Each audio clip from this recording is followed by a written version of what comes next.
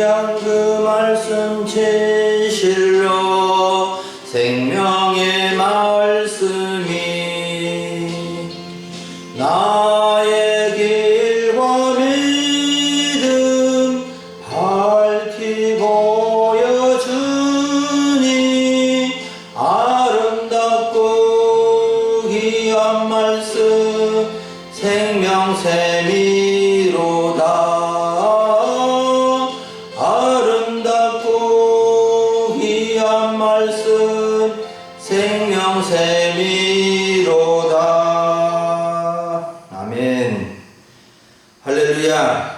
오늘 2022년 9월 18일 9월의 세 번째 주일을 맞이해 하나님의 말씀 같이 듣기를 원합니다. 오늘 말씀은 창세기 21장 8절부터 21절을 본문으로 이삭과 이스마엘의 갈등의 해결책이라는 제목으로 말씀을 전하고자 합니다. 사랑하는 여러분, 지난 시간에 우리는 아브라함과 사라 가정에 이삭이 탄생하게 된 말씀을 들었습니다. 하나님께서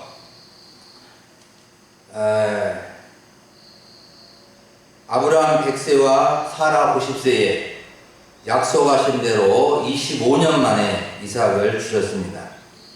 하나님은 아브라함과 사라 부부를 75세에 부르시면서 크게 세 가지 약속을 주셨는데, 첫째는 무자한 그의 가정을 통해 큰 민족을 이루겠다는 것이고, 둘째는 아브라함에게 복을 주어 이름을 창대하여 복이 되게 하겠다는 것과, 셋째는 땅의 모든 족속이 아브라함을 통해서 복을 얻을 것이라는 내용이었습니다. 그런데 25년 동안 기다리는 아들 이삭이 태어난 것입니다. 얼마나 기쁘고 큰 경사스러운 일이겠습니까? 사라는 꿈만 같은 아들 이삭을 젖먹이면서 두 마디 고백을 했습니다. 하나님이 나를 웃게 하시니 듣는 자가 다 나와 함께 웃으리로다.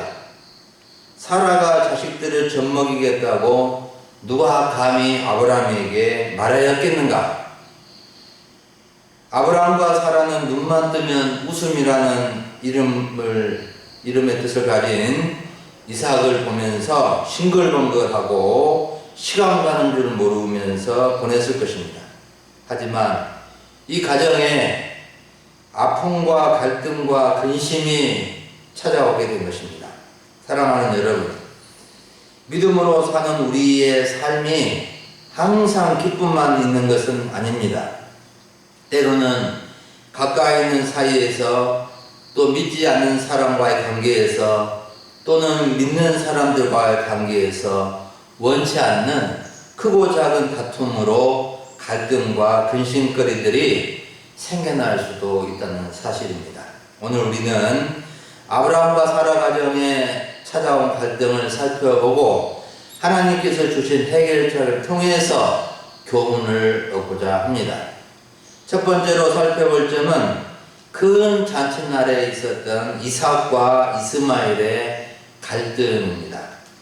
오늘 말씀 8절과 9절을 보면 이삭이 젖을 떼는 날에 아브라함이 큰 잔치를 베풀었는데 이스마엘이 이삭을 놀리는 일이 있었다고 기록하고 있습니다. 아브라함과 사라 부부는 아들 이삭이 자라서 젖을 떼자 큰 잔치를 베풀었습니다. 옛날에는 어린 유아 때 이제 태어나서 여러 또 주변에 질병에 오염되어서 유아 사망률이 참 높았습니다. 그래서 돌잔치를 크게 한 이유가 이제 1년이 되어서 많이 자라서 이제 면역력이 생기고 잘 자라게 큰 기쁨으로 이제 돌잔치를 했는데, 이 아브라함과 사라 가정에 이 젖을 떼는데 한 2-3살 정도 이렇게까지 젖을 먹였다고 하고, 우리나라도 옛날 분들은 동생이 태어날 때 동생이 들어설 때까지 젖을 먹을 때가 있었습니다. 이삭은 이제 한 3살 정도 되어서 아장아장 걸으면서 잔치 손님들에게 사랑을 독차지하였을 것입니다. 그런데 당시 이스마엘은 나이가 16세나 17세 정도, 고등학교 정도로 자랐습니다. 당연히 이삭을 위한 이 잔치에서 찬밥 신세가 되었을 것입니다. 모든 사람이 이삭을 주목하며 축하하는데 자기에게 눈길을 주는 사람이 없었습니다. 서자 이스마엘은 이삭이 없었을 때는 아브라함의 아들로서 사랑을 많이 받았는데 이제 이삭에게 사랑을 다 빼앗겼다고 생각한 것입니다. 그래서 이스마엘은 살며시 이삭에게 사람들이 보지 않는 틈을 이용해서 접근해서 놀린 것입니다.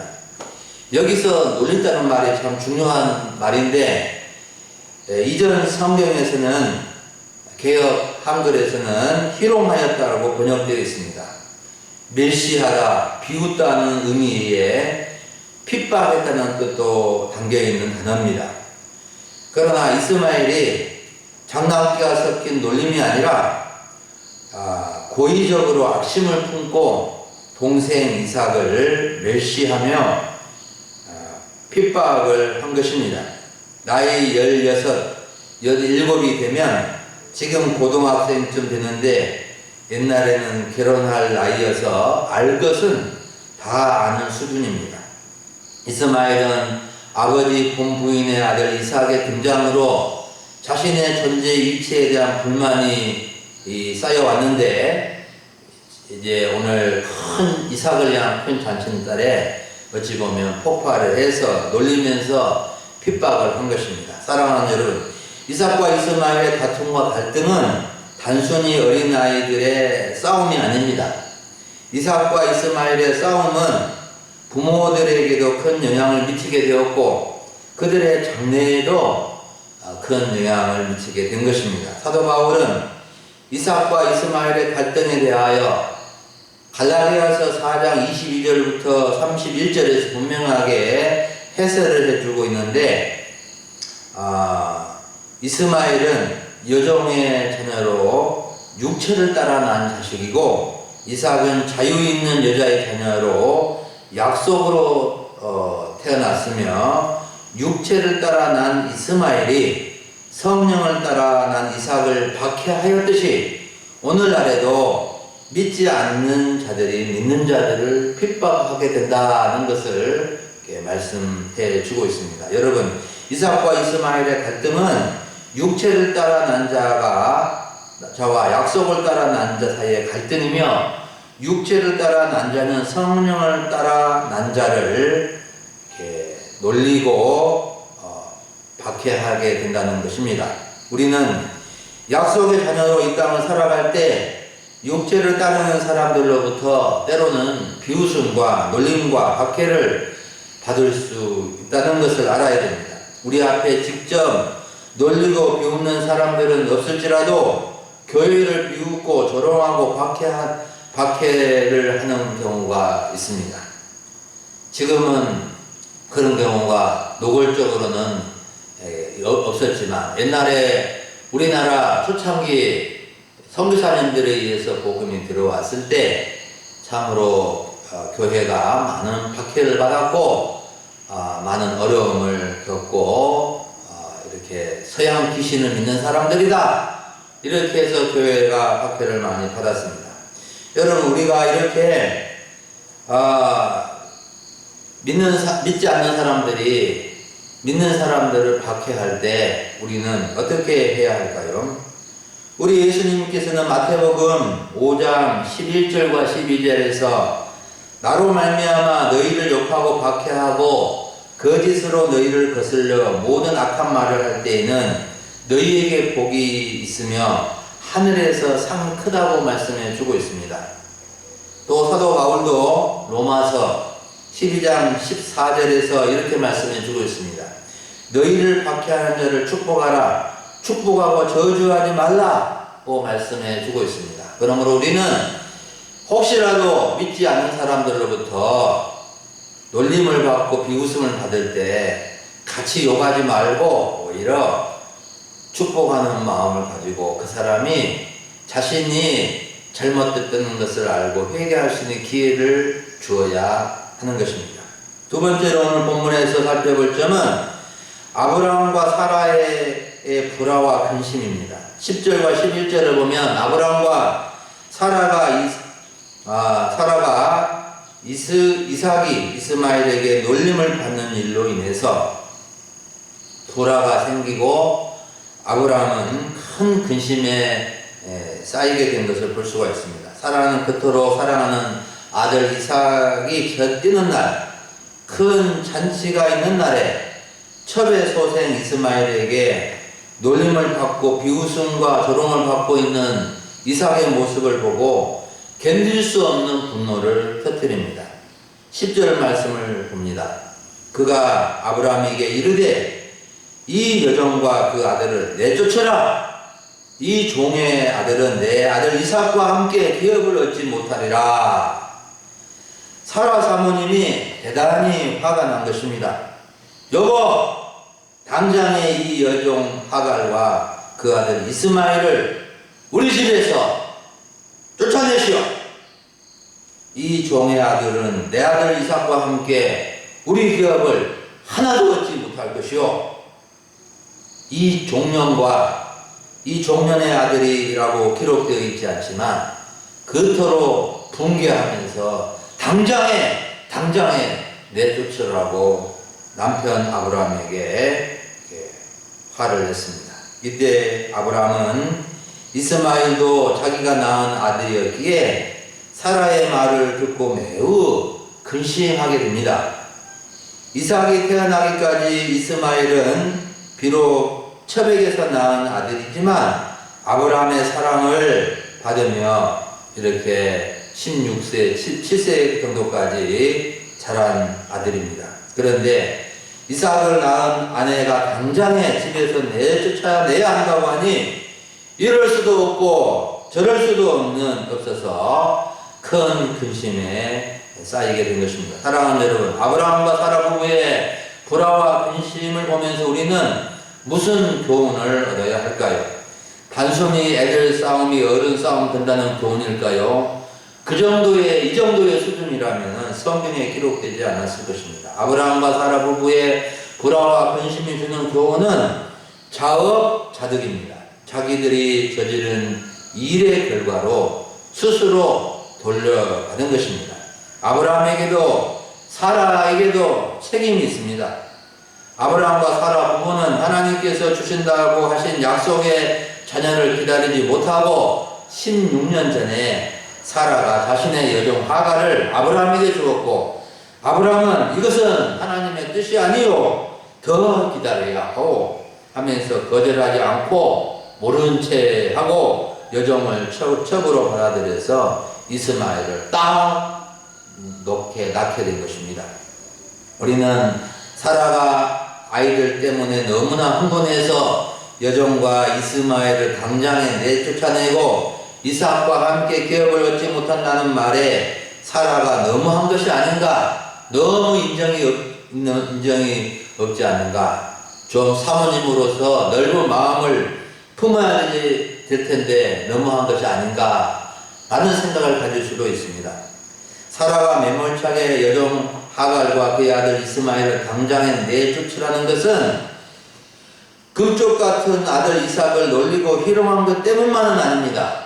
이 여종의 아들 이스마엘은 내 아들 이삭과 함께 기업을 얻을 수 없다는 것을 알았기 때문에 하나님께서 약속으로 주신 자녀이고 하나님의 뜻 가운데서 특별한 계획 가운데서 주신 아들이기 때문에 이 여종의 아들과 함께 살 수 없는 본질적인 이유를 이 사라 사모님은 알게 된 것입니다.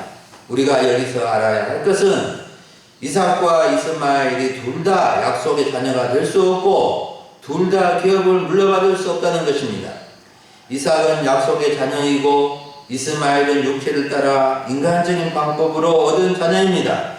이삭은 하나님이 예비하신 아브라함의 씨로서 천한 만민이 복을 받게 할 통로이지만 이스마엘은 하나님의 뜻과는 무관하게 태어난 자녀입니다. 그렇다고 하나님은 이스마엘을 미워하고 버리신 것이 아니고 좀 뒤에 살펴보겠지만 이스마엘도 돌봐주시는 것을 알 수 있습니다. 사랑하는 여러분, 우리가 살아가면서 이런저런 일로 불안하고 근심할 때가 있습니다. 주변 사람들과 관계에서도 어려운 일이 있지만 가정에서 부부 사이에도 불안은 서로에게 아픔이 되고 또 근심이 되는 경우가 있습니다. 어떤 분들은 자신들은 인고 부부여서 한 번도 다투지 않고 살아왔다고 합니다.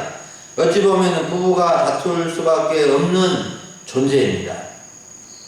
서로 입장 차이가 있는 문제가 분명히 있기 때문에 불화가 일어난다는 것을 우리는 알아야 됩니다. 같이 잘못한 점이 있음에도 소리를 높여서 싸움을 부채질하는 경우도 있습니다.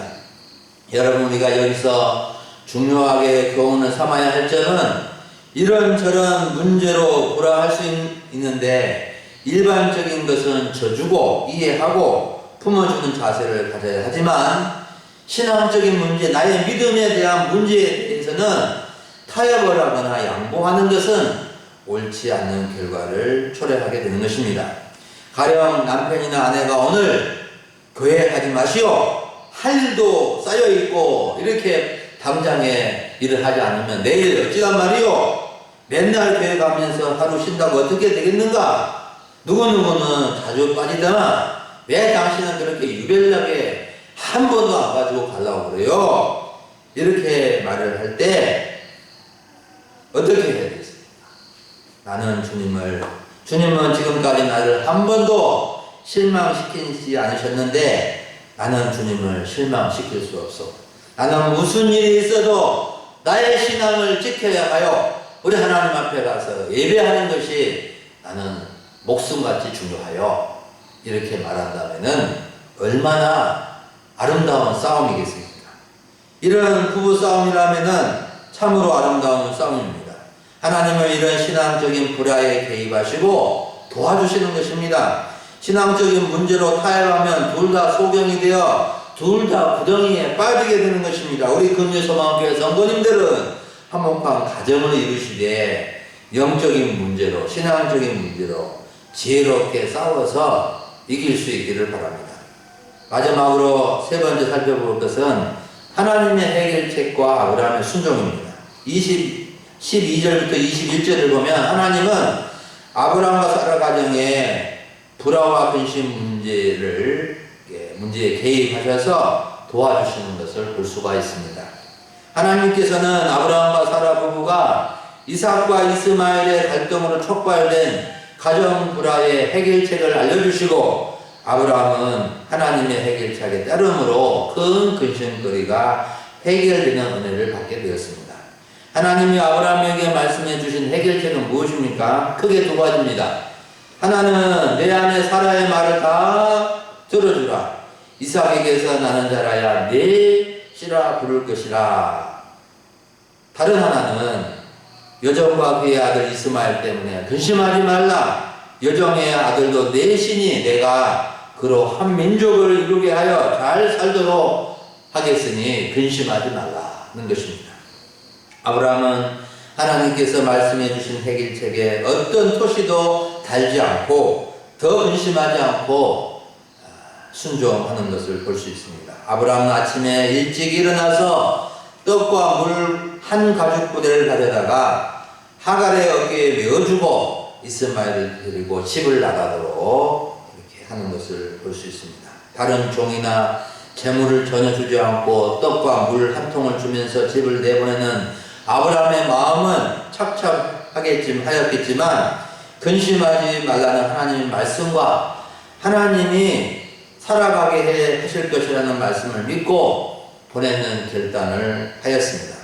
그 후 여종 하갈이 브엘세바 광야에서 방황하며 먹을 물이 떨어져 고통하며 울고 있을 때 하나님은 들으시고 하갈에게 천사를 보내셔서 하갈과 이스마엘을 도와주셨습니다.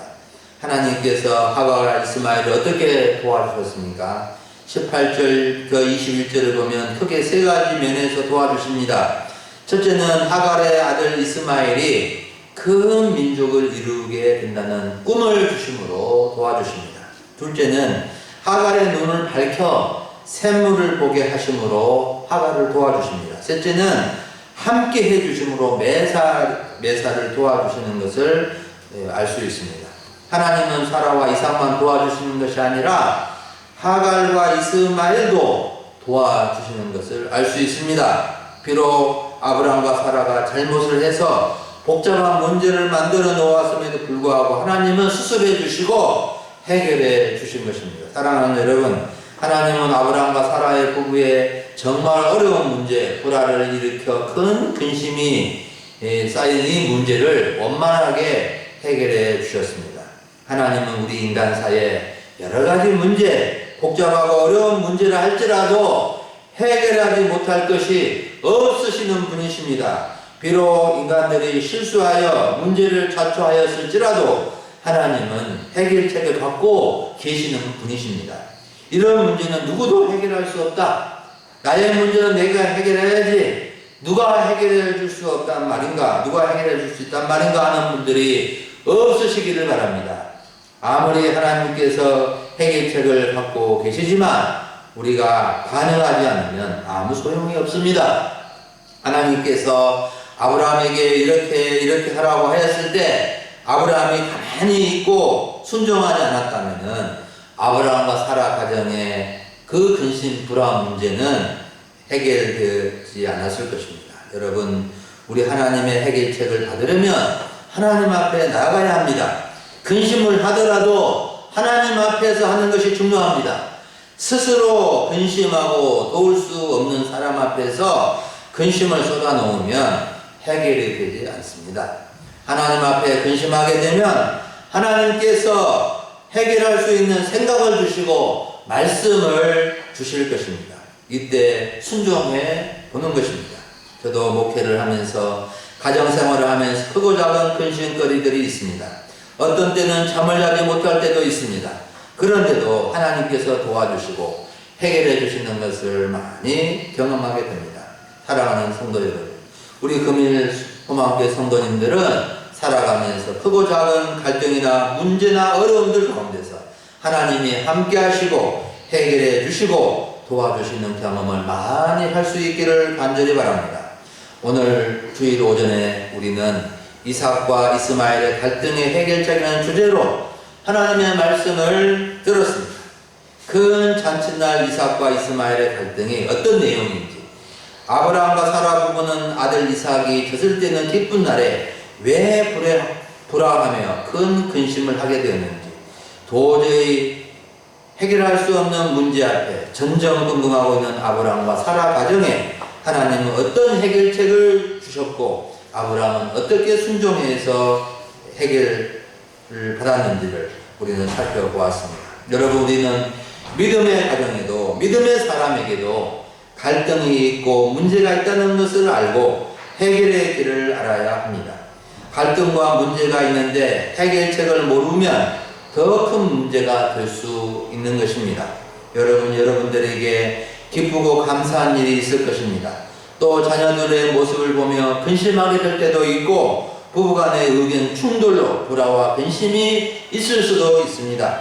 우리는 갈등과 불화가 불거질 때 근심이 깊어지기도 하지만 이때가 중요합니다. 사단 마귀는 우리의 갈등과 불화 때를 이용해서 우리를 넘어지게 하려고 노리고 있다는 것입니다. 사단 마귀에게 이용당하면 안 되고 하나님 앞에서 냉정하게 돌아보며 하나님의 도움을 기다려야 합니다. 갈등과 불화와 근심 가운데 하나님을 생각해야 합니다. 사도 바울은 고린도후서 7장 10절에서 하나님의 뜻대로 하는 근심은 후회할 것이 없는 구원에 이르게 하는 해결을 이루는 것이요, 세상 근심은 사망을 이루는 것이라고 말씀해 주고 있습니다. 하나님의 뜻대로 하는 근심이 무엇일까요? 하나님 앞에서 생각하고 하나님의 도우심을 기다리는 것입니다. 여러분, 우리의 모든 문제에 대한 하나님의 해결책은 완전한 해결책입니다. 하나님은 우리 모두의 문제, 어떤 갈등이나 불화라 할지라도 다 해결할 수 있는 비책을 갖고 계시는 분이십니다. 우리는 자존심이나 상한 마음을 다 내려놓고 하나님의 해결책에 순종할 수 있어야 합니다. 그러면 모든 복잡한 문제, 근심하며 괴로워하는 문제들이 깨끗이 해결되어 참 자유와 평안을 얻게 될 것입니다. 좋으신 우리 하나님께서 우리 모두를 도우시며 늘 함께 하시기를 축원합니다. 아멘. 기도하겠습니다. 하나님 아버지, 감사합니다. 오늘 9월의 세 번째 주일에 주 앞에 나와 예배할 수 있도록 도와주시고 하나님의 귀한 말씀을 통하여 우리가 참으로 이 이삭과 이스마엘의 갈등의 이 문제를 하나님께서 해결책을 제시해 주시고 풀어주시는 이 놀라운 일들을 통하여 우리들에게도 교훈을 주시니 감사를 드립니다.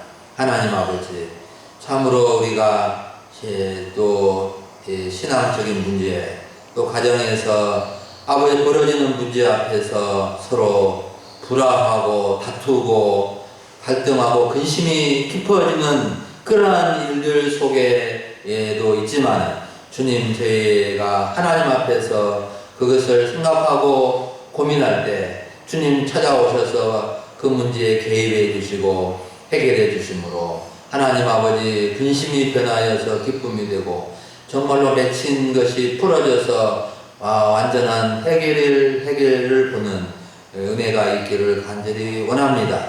우리 하나님 아버지, 저와 우리 모든 성도님들에게 항상 함께 해주심으로 아버지 하나님, 참으로 우리를 도우시고 정말 어렵고 힘든 문제를 우리 하나님의 도우심으로 풀어가므로 인생길에 하나님이 항상 함께 하심을 경험하며 살게 하여 주시옵소서.